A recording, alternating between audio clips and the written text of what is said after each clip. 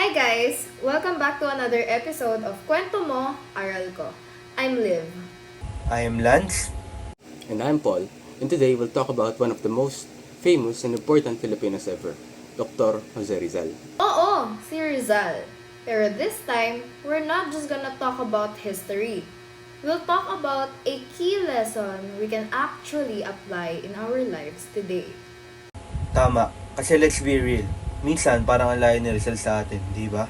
Pero if you think about it, marami tayong matututunan sa kanya. So for today's episode, our topic is the power of education and self-improvement.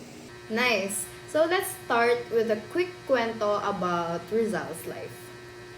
Alam nyo ba, Rizal started learning to read and write when he was just 3 years old. Seryoso, 3 years old pa lang siya nung natuto siya magbasa at magsulat. Grabe no, kung ako yun, siguro wala pa akong muwang sa mundo, baka natutulog lang ako nun. Same, pero si Rizal, super interested na sa learning. His mom, Jerna Todora, actually taught him how to read and pray. Doon nagsimula yung love niya for education. And he didn't stop there. He studied in Manila, then went to Spain, France, and Germany. Ang daming bansa, parang world tour lang, di ba? Pero in fairness kay Rizal, kasi hindi lang siya nag-aral just for himself. Like, he wanted to learn other things para makatulong sa bansa. Yes, education for him was not just about books. It was about freedom, mental freedom. Yung idea kapag edukado ka, hindi ka basta-basta maapi o maaabuso. So, parang ang lesson dito is, knowledge is power. Tama ba? Facts. Sobrang tumpak. Rizal believed kasi na through education, kaya natin baguhin ang society. Na hindi natin kailangan ng armas. Minsan, kailangan lang natin ng kaalaman. Totoo, kung titignan mo, hindi naman si Rizal yung tipong mandirigma o general. He fought using his pen through his writings like his Noli Me Tangere or El Filibusterismo. Oo nga no, and those books actually opened people's eyes to what was happening sa Pilipinas noon. Kaya nga ang galing eh. You know, like, Rizal showed us na self-improvement and education can be a form of resistance. And that's something relevant pa rin today. We might not be fighting colonizers today, pero we fight misinformation, poverty, and injustice. Totoo, and the best weapon is still education. At wala na namang makakatalo doon. So, sa tingin niyo ba, Paul and Lance, paano natin siya may a-apply sa buhay natin ngayon? Ako, I think it starts with being curious. Like, huwag kang matakot magtanong or matuto ng bagong bagay.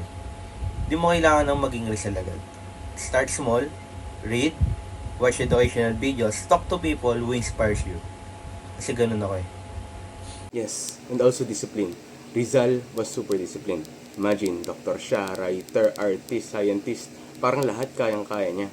Pero hindi naman magic yun. Just work really hard. Oo, true.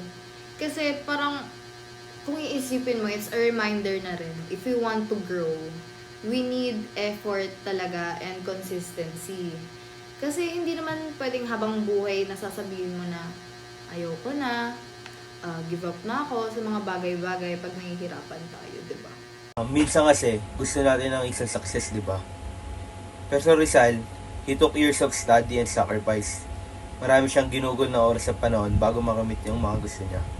And one more thing, education is not just about school. It's about learning from other people, from your experiences, and from your own mistakes. Gusto ko yan. Kasi minsan, akala natin, pag nakagraduate na tayo, especially mga college students na tayo, tapos na yung learning. Doon na natatapos lahat. Pero, yun nga, Rizal showed us that learning never stops. If you think about it, Rizal could have just stayed abroad, had a good life. Pero he chose to use what he learned to help his people. Ayun ang tinatawag nating selflessness at pagiging makabayan. Totoo.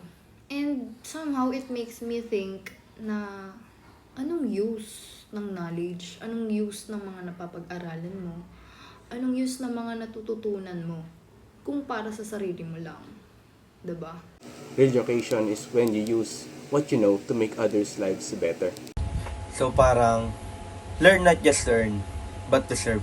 O, di ba? Panis kayo, rhyme yun. Parang pwede na maging quote card yan. Seriously though, that's the heart of Rizal's lesson. He believed that a truly educated person is one who uplifts others. So to wrap up our episode for today's podcast, I would like to ask Paul and Lance kung ano yung one takeaway nyo na you'll keep na isa sa buhay niya talaga from Rizal's life.